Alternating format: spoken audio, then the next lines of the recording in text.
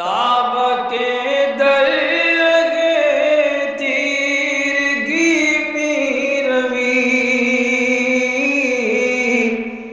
بہر توبہ درائے شباب غوی بشنو از گوش دل مثنوی معنوی در رہے صدق برتا مسمم شوی بشنو از گوش دل مثنوی معنوی در رہے صدق برتا مسمم شوی.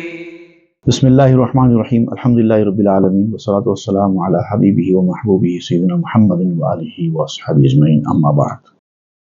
گزشتہ ہم پڑھ رہے تھے کہ ایک شخص کا جو بدبو میں پلا بڑھا، جو چمڑی کی طباغت کا کام کیا کرتا تھا اور ہمیشہ اس کو بدبو سے سابقہ پڑتا تھا، وہ ایک مرتبہ اچانک کسی عطر فروش کی دکان کے سامنے سے گزر رہا تھا کہ چکر کھا کر گر پڑا. لوگ دوڑ کر آئے اور خاص طور سے عطر کی دکان والے فوری دوڑ کر آئے، کیونکہ ان کی دکان کے سامنے ہی وہ گرا تھا. آ کر انہوں نے اس کے اوپر عطر چھڑکا تاکہ وہ خوشبو سے ہوش میں آ جائے، صحیح ہو جائے. لیکن وہ چونکہ صرف چکر کھا کے گرا تھا، اب وہ خوشبو سونگھنے کے بعد الٹا بے ہوش ہو گیا، اور اس قدر شدت کی بے ہوشی طاری ہو گئی کہ لوگ سمجھ رہے تھے کہ یہ مر چکا ہے. بہت کوششیں ہوئی اس کو ہوش میں لانے کی، ہر آدمی نے جو اس سے بن پڑتا تھا کیا، لیکن وہ ہوش میں نہیں آیا. آخر میں جب ہمت ہار دی ان لوگوں نے تو کیا کیا، اس کے بعد وہ آج ہم پڑھیں گے. پس خبر بردند خیشاں راشتاب کہ فلاں افتادہ استانجا خراب. جب انہوں نے پوری کوشش کر لی اور کچھ رزلٹ نہیں آیا تو ان کو یہ خیال ہوا کہ نہیں، اب ہمارے بس کی بات نہیں رہی. اب دیکھیں گے ان کے رشتہ دار کون ہیں، معلوم کرتے ہیں، ان کو اطلاع دیتے ہیں، وہ لوگ آئیں گے، آ کے جو کرنا ہے کریں گے. اب ہم سے جو ہو سکتا تھا ہم نے کر لیا. تو انہوں نے فوری اس آدمی کے بارے میں معلوم کیا اور ان کے رشتہ داروں کو خبر کر دی کہ آپ کا ایک رشتہ دار فلاں جگہ بے ہوش ہو کر گر پڑا ہے، آئیے. کس نمی دانت کے چوں مسرو گشت یا چشد کورا فتاد از بام تشت. کسی کو سمجھ میں نہیں آ رہا تھا کہ اس آدمی کے بے ہوشی کی وجہ کیا ہے، کیونکہ جتنا انہوں نے ٹیسٹ کرنا تھا کر لیا. کوئی بھنگ نہیں پی تھی اس نے، کوئی افیون نہیں کھایا تھا اس نے، کوئی حشیش نہیں کھایا تھا اس نے، کوئی بظاہر علامتیں دکھائی نہیں دے رہی تھی کہ کس وجہ سے وہ بے ہوش ہوا ہے، کیا ہوا. لیکن جب اس کا رشتہ دار آیا، اس کو پتہ چل گیا دیکھنے کے بعد کہ اس آدمی کے بے ہوش ہونے کا سبب کیا ہو سکتا ہے. تو اب اس نے جو علاج کرنا شروع کیا تو سرے بازار لوگوں کے سامنے اس آدمی کا راز فاش ہوا. یک برادر داشت آن دباغ زفت گر پزو دانا بیامد زو تفت. اس کا ایک بھائی تھا، موٹا بھائی، کافی لہیم شہیم آدمی تھا. وہ آدمی آیا، جیسے ہی اطلاع ملی کہ بھائی اس کا بے ہوش ہو کر گر پڑا ہے، وہ آیا.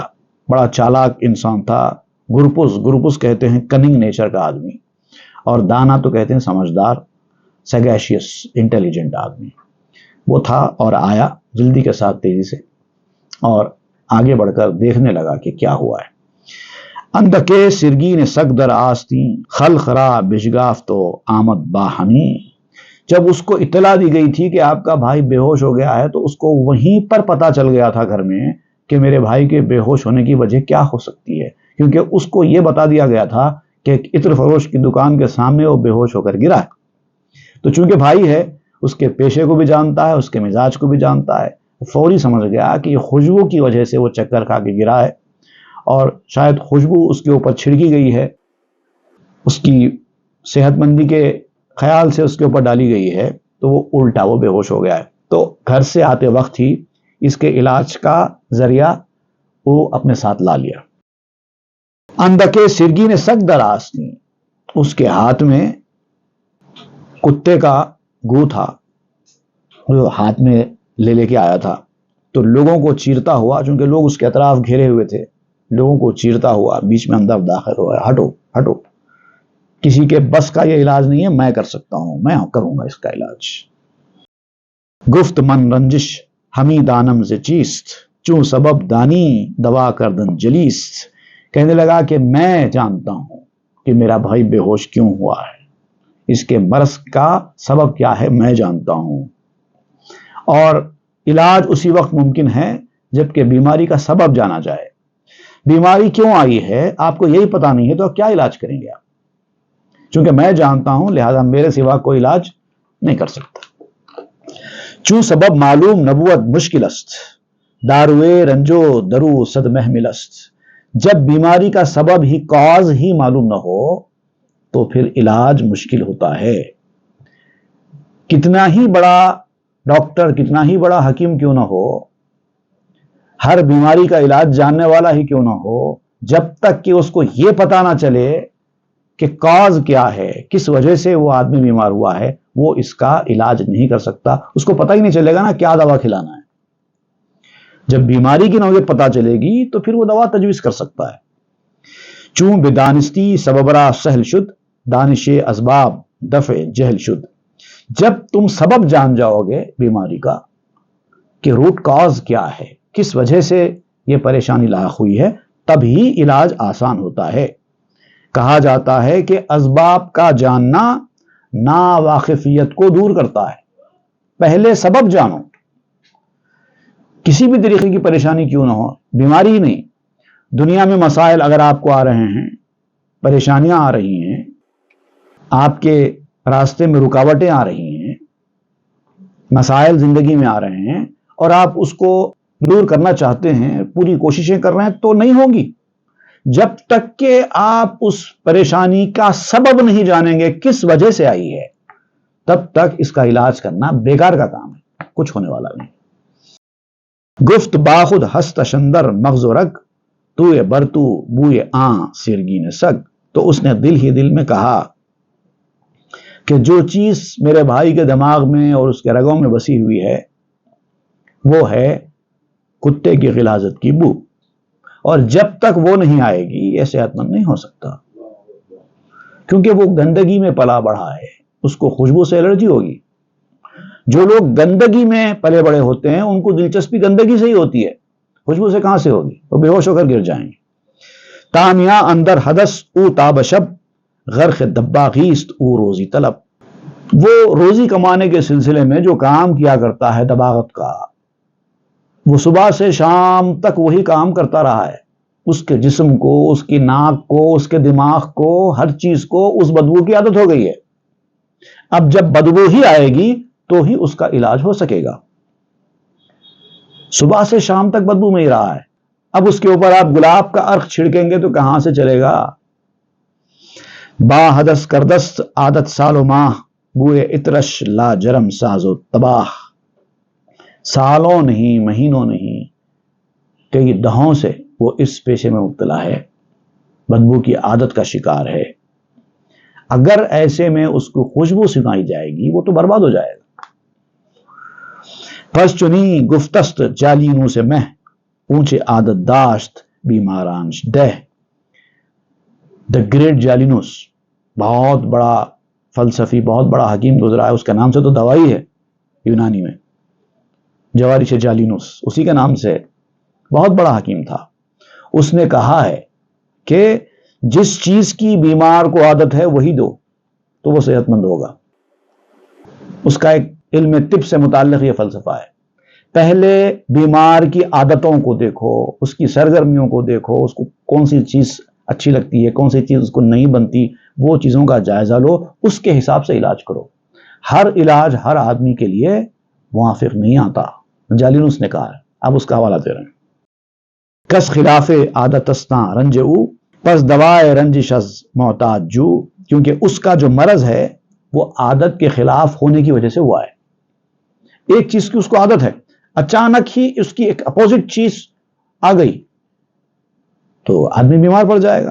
تو اب جو اس کی موافق چیز ہے اس سے اس کا علاج کرو، اور اس کا یہی ہے کہ ایک آدمی جو بدبو میں رہنے کا عادی ہے اگر خوشبو سے بیمار پڑ جائے تو بدبو ہی سنگانی پڑے گی نا، اور کوئی دوسرا چارہ تو ہے نہیں. چو جوال گشتست از سرگی کشی از گلاب آیت جوال را بے خوشی. جو آدمی ہمیشہ گوبر کے بیچ میں رہتا ہے، صبح سے شام تک اس کو گوبر سے ہی سابقہ پڑتا ہے، گوبر کے کیڑے کی طرح ہو جاتا ہے، ڈنگ بیٹل بن جاتا ہے. تو ایسے میں گوبر کے کیڑے کو گلاب سے بے ہوشی طاری نہیں ہوگی تو کیا ہوگی؟ ہم ازاں سرگین سگ داروئے اوست کے بداں اورا ہمی معتاد خوست. کتے کی غلاظت سے ہی اس کی دوا ممکن ہے، کیونکہ اس سے زیادہ بدبودار گوبر بھی نہیں ہوتا. کتے کی غلاظت اتنی بدبودار ہوتی ہے کہ اس سے زیادہ بدبودار تو گوبر بھی نہیں ہوتا. چونکہ اس کو اسی کی عادت ہے بدبو کی، تو اب وہ ہوش میں آئے گا تو کتے کی غلاظت کی بدبو سے ہی آئے گا. الخبیثات الخبیثین رابخاں زو پشتے ای سخن را بازداں. قرآن مجید میں جو کہا گیا ہے الخبیثون والخبیثات، اس کو سمجھو. گندے آدمی کے لیے گندے راستے ہی ہیں. جس آدمی کے اندر گندگی بھر گئی ہے وہ اچھے راستوں کو، اچھی باتوں کو پسند کرتا ہی نہیں ہے، اس کا دل لگتا ہی نہیں ہے، الٹا بیمار ہو جائے گا. گندا آدمی گندی جگہ ہی جانا پسند کرتا ہے، وہیں پر انٹرٹین ہوتا ہے، وہیں پر اس کو مزہ آتا ہے. یہ ہے انسان کے عادت، انسان کے ظاہر و باطن کا تماشا. اس کو اچھی طریقے سے سمجھو. ناسہاں اورا بے عنبر یا گلاب می دوا سازند بہرے فتح باب. جو نصیحت کرنے والے لوگ ہیں، اچھی اچھی باتیں بتانے والے لوگ ہیں، وہ لوگوں کا علاج کرتے ہیں عنبر سے، مشک سے، گلاب سے. گویا کہ ہدایت کی باتیں کرتے ہیں، اچھی اچھی باتیں کرتے ہیں، نصیحت کی باتیں کرتے ہیں، روحانیت کی باتیں کرتے ہیں، طہارت و پاکیزگی کی باتیں کرتے ہیں. نصیحت کرنے والے لوگ، واعظین، علماء، یہ باتیں کرتے ہیں اور اس سے ان کی گندگیوں کا علاج کرنے کی کوشش کرتے ہیں. اگر گندگی عادت نہیں بنی ہے تو دور ہو جائے گی. انسان کے اندر گندگی اس کی عادت نہیں بنی ہے. گندگی بھی سونگتا ہے، خوشبو بھی سونگتا ہے، ویسا آدمی ہے تو اس کا علاج خوشبو سے ممکن ہے. لیکن جو آدمی گندگی میں ہی پلا بڑا ہے، گوبر کا کیڑا ہی رہا ہے، اس کا علاج خوشبو سے نہیں ہو سکتا. مر خبیثاں را نسازت طیبات در خرو لائق نباشد ایسقات. اچھی بھلی باتیں، نصیحت آموز باتیں یہ خبیثوں کے موافق نہیں پڑتی. آپ خبیثوں کو بلا کر اچھی باتیں سنائیں گے، کہاں سے مانیں گے وہ، کہاں سے سنیں گے وہ؟ الخبیثون والخبیثات کا مطلب ہی یہی ہے. اچھے لوگ اچھے لوگوں کے ساتھ ہی رہنا پسند کرتے ہیں، اچھی باتیں سننا ہی پسند کرتے ہیں. خبیث لوگ خبیث باتیں ہی سننا پسند کرتے ہیں، خبیث راستے پر جانا ہی پسند کرتے ہیں. جو لوگ انٹرٹینمنٹ والے لوگ ہوتے ہیں، واعظ و نصیحت میں ان کو دل نہیں لگتا.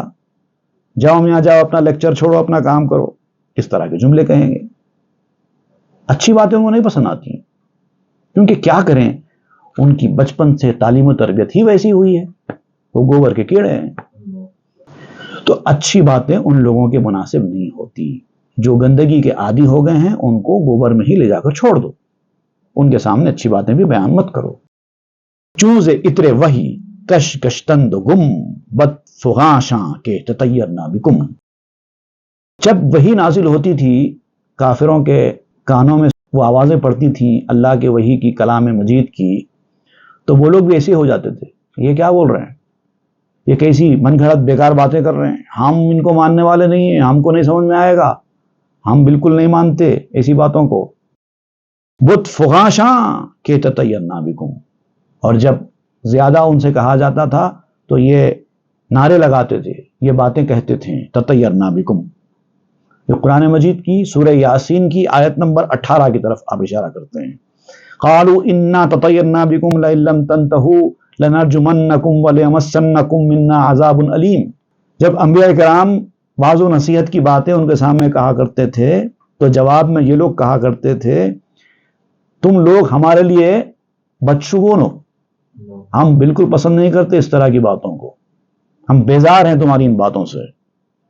اگر تم نے یہ باتیں کرنا نہیں چھوڑی باز نہیں آئے واض و نصیحت سے، لَنَرْجُمَنَّكُمْ، ہم تمہارے اوپر پتھر برسائیں گے، تمہیں سنگسار کریں گے، مار مار کر ہلاک کر دیں گے، مگر سنیں گے نہیں ہم ایسی بات ہے۔ وَلَيَمَسَّنَّكُمْ مِنَّا عَذَابٌ أَلِيمٌ، اور پھر اس کے بعد ہمارے پاس سے تم کو سخت عذاب پہنچے گا، ہم چھوڑیں گے نہیں۔ بھئی آپ کو عمل نہ کرنا ہے مت کرو، یہ باتیں جو اچھی باتیں کہی جا رہی ہیں عمل کرتے ہیں کرو، نہیں کرتے ہیں مت کرو۔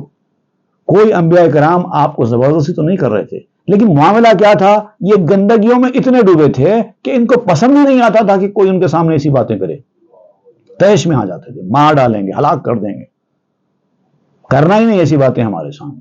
اچھی پرہیزگاری کی نیکی کی باتیں ہمارے سامنے کرتے، یہ کافروں کا طریقہ کار تھا۔ رنج و بیماریس مارا ای مخال، نیست نیکو واضح مارا بفال، ہمارے لیے یہ گفتگو، اچھی اچھی باتیں مرض ہے، بیماری ہے، ہماری بیماری میں اضافہ کر دیتی ہیں۔ قرآن مجید جب نازل ہوتا ہے تو جو اہل ایمان ہوتے ہیں ان کے لیے شفا ہوتی ہے، ان کے دل کو تسلی ملتی ہے، سکون ملتا ہے۔ وَنُنَزِّلُ مِنَ الْقُرْآنِ مَا هُوَ شِفَاءٌ وَرَحْمَةٌ لِّلْمُؤْمِنِينَ، مومنین کے لیے شفا بھی ہے، رحمت بھی ہے قرآن۔ وَلَا يَزِيدُ الظَّالِمِينَ إِلَّا خَسَارًا، جو ظالم لوگ ہوتے ہیں ان کو قرآن سے ہی صرف خسارہ، نقصان حاصل ہوتا ہے، وہ اور بیمار پڑ جاتے ہیں۔ کیوں؟ اس لیے کہ ان کے دل میں وہ بدبو والا مرض ہے، وہ خوشبو سے اور بڑھ جائے گا۔ فی قلوبہم مرض فزادہم اللہ مرضا، ان کے دلوں میں مرض ہے تو اللہ تعالیٰ قرآن کے ذریعے ان کے مرض میں اور اضافہ کر دیتا ہے، یہ ان کی گندگی کی وجہ سے۔ نیست نیکو واضح مارا بفال، تمہارا واض و نصیحت کرنا، اچھی باتیں بتانا ہمارے لیے اچھی فال نہیں ہے، ہم اس کو اچھا شگون نہیں مانتے، مت کرو ہمارے سامنے ایسی باتیں۔ گر بیا غازی نسخ آشکار، ماں کنی ماں دم شمارا سنگسار، اگر تم نے علل اعلان ہم کو نصیحتیں کی، ہم کو حق کے راستے پر بلانے کے کام کیے، تو پھر ہم تم کو پتھر مار مار کے ہلاک کریں گے، چھوڑیں گے نہیں، ہم ایسی باتیں سننے کے لیے تیار نہیں ہیں۔ ماں بلہو لب فربہ گشتائم، در نصیحت خیش را نسرشتائم، ہم جو ہے دنیا میں کھیل کود، انٹرٹینمنٹ، انجوائمنٹ، اس سے ہی موٹے ہوئے ہیں۔ ہمارا جو گوشت پوست بڑا ہے، ہماری جو پرورش ہوئی ہے دنیا میں، اسی سے ہوئی ہے، ہم اسی کو پسند کریں گے، اور کیا کریں گے، یہی کریں گے، ہم اسی لیے پیدا ہوئے ہیں۔ ہم لوگ کھیل کود سے، انٹرٹینمنٹ سے، انجوائمنٹ سے ہی موٹے ہوئے ہیں، ہمارا گوشت پوست اسی سے بڑا ہے، ہم کھیلیں گے، کودیں گے، انجوائے کریں گے، ناچیں گے، مزے اڑائیں گے، اسی میں ہمارا دل لگے گا۔ یہ اللہ رسول کی باتیں، پاکیزگی کی باتیں، روحانیت کی باتیں، یہ ہمارے سامنے نہیں کرنا، جاؤ کسی اور کو سناؤ، ہم تو گوبر کے کیڑے ہیں نا، تو ہم کو تو بدبو ہی چاہیے۔ ہم نے کبھی بھی اپنی زندگی میں اپنے آپ کو نصیحتوں سے، اچھی باتوں سے وابستہ کیا ہی نہیں ہے، ہمارے بڑوں نے ہم کو وہی راستے پر ڈالا ہے۔ جب ہم پیدا ہوئے، جب ہم نے دنیا دیکھی، ہوش سنبھالا، تو ہم کو یہی بتایا گیا، بس دنیا اچھی کرو، اچھا کماؤ، اچھا کھاؤ، اچھا پیو، یہی کامیابی ہے، پیسہ بناؤ، زمین جائیداد خریدو، نام کماؤ، یہی ہم کو سکھایا گیا تھا۔ ہم اسی گوبر کے پلے ہوئے کیڑے ہیں، اب ہم کو نماز پڑھو، روزہ رکھو، یہ کہاں سے ہوتا، یہ سب نہیں ہوتا۔ ہست قوت ماں دروغو لاف لاخ، شورش میداست مہارازی بلاخ، ہماری جو غذا ہے، جس سے ہمارا پیٹ بھرتا ہے، جس سے ہم کو سکون ملتا ہے، وہ چیزیں الگ ہیں۔ وہ کیا ہیں؟ جھوٹ ہے، شیخی ہے، مذاق ہے، ہنسی ہے، کھیل کود ہے، اور پھر اس کے آگے تھوڑا اور نکلو اور دوسری چیزیں بھی آپ بتائیں کیا کیا ہے، وہ بھی بتائیں گے۔ ہمیں اس طرح کی تبلیغ سے متلی ہوتی ہے، ہمارے سامنے تبلیغ مت کرو۔ رنج را ستو و افزوں میں کنند، عقل را دارو با افیوں میں کنند، یہ لوگ وہ ہیں جو اپنے مرض کو کم کرنے کے بجائے اور بڑھاتے ہیں، مرض کو 100 گنا کرتے ہیں۔ عقل کا علاج افیون سے کرتے ہیں، حالانکہ افیون کھانے کے بعد عقل اور چلی جاتی ہے، کام نہیں کرتی. لیکن یہ لوگ الٹے ہیں، عقل بیمار ہوتی ہے تو اس کا علاج افیون سے کرتے ہیں. گندے کفر و شرک ایشاں بے حدست ہی کہ دباغو فتادہ بے خودست. یہ ان کے شرک اور کفر کی گندگیاں ہیں جو ان کو اس راستے پر لا کے ڈالی ہیں. کافروں کو کفر اور شرک کی گندگیوں نے بدبو میں رکھا ہے، اور جو کافر نہیں ہیں، گناہ گار ہے، ان کو گناہوں کے راستے نے گندگی میں رکھا ہے. ایسے لوگ اسی طرح کے ہیں جو چمڑا رنگنے والا بے ہوش. خل خرامی راند ازوے آجواں تا الا جشرا نبینندا کسا. تو اب اس نوجوان نے، جو اس کا بھائی تھا، وہ آیا، سارے لوگوں کو وہاں سے ہٹایا. اس نے کہا کہ تم لوگ جاؤ یہاں سے، تمہارا کیا کام ہے، چلو. جب ہجوم جمع ہو گیا تھا، ہجوم کو منتشر کیا، اور وہ یہ چاہتا تھا کہ جس طرح سے میں اب اس میرے بھائی کا علاج کرنے والا ہوں وہ لوگ نہ دیکھیں، کیونکہ اب جو شرمندگی والا علاج ہے نا، وہی ہو رہا ہے. سر بے گوشش برد ہمچوں رازگو پس نہاد آن چیز بر بینی او. اس کے کان کے قریب اپنا منہ لے کے گیا بھائی اس کا، جیسے کہ کسی کان میں کوئی راز کی بات کہتے ہیں. جھک کے اپنا سر اس کے سر کی طرف جھکایا، کان کے قریب گیا اور اپنا ہاتھ لے کر اس کے ناک پر رکھ دیا. اب لوگوں کو پتا نہیں ہے کہ اس کے ہاتھ میں کیا ہے، اور وہ لوگوں کو بتانا بھی نہیں چاہتا تھا کہ میں کیا لے کے آیا ہوں اور کس طریقے سے اس کا علاج کر رہا ہوں. ہاتھ میں ملا ہوا ہے، کسی نے دیکھا نہیں ہے، ہاتھ میں ملا ہوا ہے. اور قریب آیا اور آہستہ سے، جیسے کہ کوئی منتر پڑھ کے پھونکنے کے لیے جھکتے ہیں، ویسا جھک کر اس کے کان میں کچھ بولے جیسا کرتے ہوئے اپنا ہاتھ لے کر اس کی ناک پہ رکھ دیا. کو بکف سرگی نے سگ سائید ابود داروے مغزے پلید آن دید ابود. اب اس کے ہاتھ میں کتے کی غلاظت تھی جو ملی ہوئی تھی، اور وہ جانتا تھا کہ یہ ناپاک دماغ ہے، اس کو ناپاک طریقے سے ہی صحیح کیا جا سکتا ہے. یہ ٹیکنیک اس نے استعمال کی. چونکہ بوئے آن حدث را واکشید مغز زشتش بوئے ناخش را سزید. جب اس نے اس ناپاکی کی بو سونگھی، گندی بو سونگھی، تو کیا ہوا؟ تو آپ کہتے ہیں کہ وہ گندی بو سونگنے کے ہی لائق تھا نا، گندا دماغ تھا اور گندی بو سونگنے کے ہی لائق تھا. اس کو گلاب کا، بخور کا، عود کا دھواں دیں گے تو کہاں چلنے والا تھا. ساعت شد مردہ جنبیدن گرفت خلق گفتن دی فسونے بت شگفت. تھوڑی دیر کے اندر، چند سیکنڈز نہیں گزرے تھے کہ اس آدمی نے حرکت کرنی شروع کر دی، ہوش میں آنا شروع ہو گیا. لوگ پریشان تھے کہ بے ہوشی اس قدر طاری تھی اس آدمی کے اوپر کہ مردہ ہونے کا گمان ہو رہا تھا کہ شاید یہ بندہ مر گیا ہے، ایسا سوچ رہے تھے لوگ. لیکن اچانک کچھ ہی سیکنڈز میں جیسے ہی اس نے وہ ہاتھ اس کی ناک پہ رکھا، اس کے اندر جنبش ہونی شروع ہو گئی، حرکت کرنا شروع کر دیا. لوگ حیران ہو گئے کہ کیا منتر پڑھ کے پھونک دیا اس نے، کیونکہ اس نے جب منہ اس کے قریب کیا نا تو لوگ سمجھ رہے تھے کچھ پڑھ کے دم کر رہا ہے. تو سارے لوگ حیران تھے کہ یہ کیسا علاج ہو رہا ہے، کیسا منتر ہے، کیسا دم کرنا ہو رہا ہے. ایک سیکنڈ میں بے ہوش آدمی ہوش میں آنے لگ گیا. کی بے خاند افسوں بے گوش او دمید مردہ بود افسوں بے فریادش رسید. کہ اس آدمی نے ایسا کیا منتر پڑھا ہے، ایسا کیا اس کے کان میں جا کے پھونکا ہے کہ مرا ہوا آدمی زندہ ہو گیا جیسی حالت ہو گئی ہے. وہ منتر اتنا کیا ایفیکٹو تھا کہ اس نے پھونکتے ہی اس آدمی کے جسم میں حرکت شروع ہو گئی. جنبش اہل فساد آن سبوت کہ زنا و غمزہ و ابرو بود. جو فسادی لوگ ہوتے ہیں، غلط راستے پر جانے والے لوگ ہوتے ہیں، ان کے ساتھ ایسا ہی معاملہ ہوتا ہے. جو گندے قسم کے لوگ ہوتے ہیں وہ اچھی باتوں سے جب بیمار پڑ جاتے ہیں تو ان کے پاس جا کے گندی باتیں کرو، وہ صحیح ہو جائیں. ان کو قرآن کی بات، حدیث کی بات، اہل اللہ کی باتیں، ان کو اقوال زرین، ان کو حقوق العباد، حقوق اللہ، اس طرح کی باتیں ان کو ہضم نہیں ہوتی. ان کے پاس جاؤ، جا کے زنا کی باتیں کرو اور ناز و ادا کی باتیں کرو، ان کے سامنے گالی گلوچ کرو، نخرے والی باتیں کرو، انٹرٹینمنٹ جو ان کو حاصل ہوتا ہے وہ چیزیں ان کو دکھاؤ، تب جا کے ان کو صحت حاصل ہوگی۔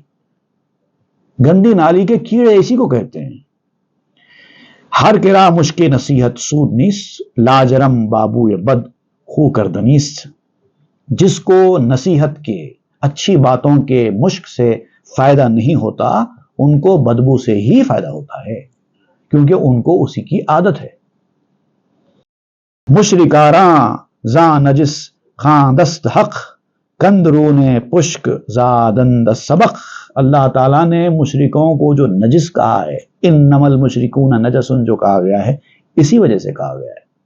وہ نجس اس لیے ہیں کیونکہ ان کی پوری نشو نما نجس چیزوں میں ہی ہوئی ہے۔ ازل سے، پیدائش سے وہ مینگنیوں میں ہی پلے بڑے ہیں۔ یہ ساری مینگنیاں ہیں۔ یہ گندی چیزیں دیکھنا، یہ گندی باتیں کرنا، یہ گندی جگہوں پہ جانا، یہ مینگنیاں ہیں، اور ان کو بچپن سے اسی کی عادت ہے۔ اسی لیے اللہ تعالیٰ نے ان لوگوں کو نجس کہا ہے۔ کرم کو زادست اسرگیں ابد، مین گردانت بے امبر ہوئے خد۔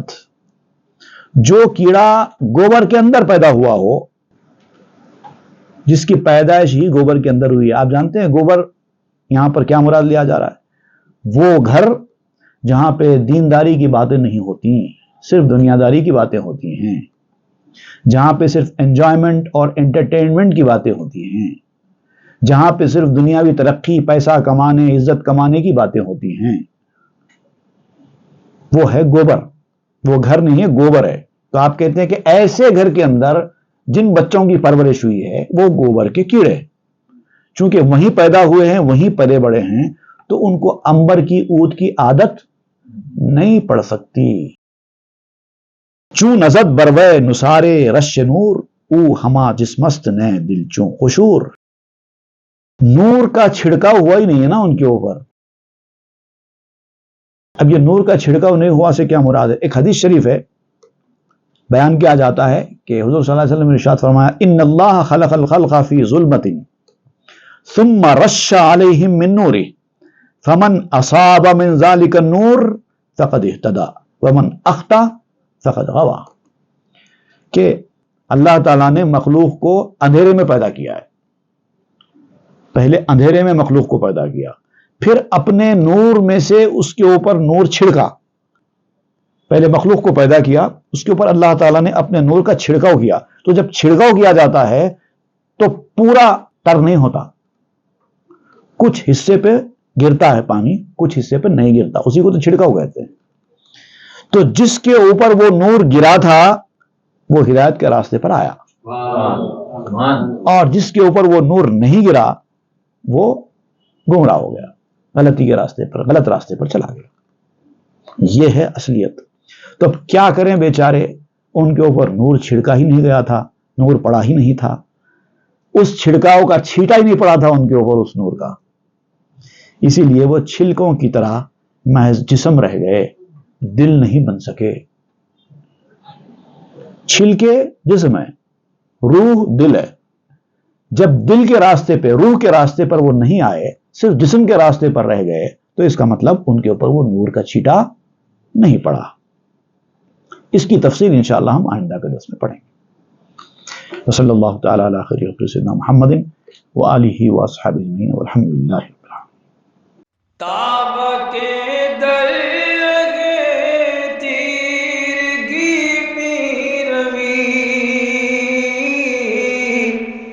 بہر توبہ درائے شباب غوی، بشنو از گوش دل مثنوی معنوی، در رہے صدق برتا مسمم شوی، بشنو از گوش دل مثنوی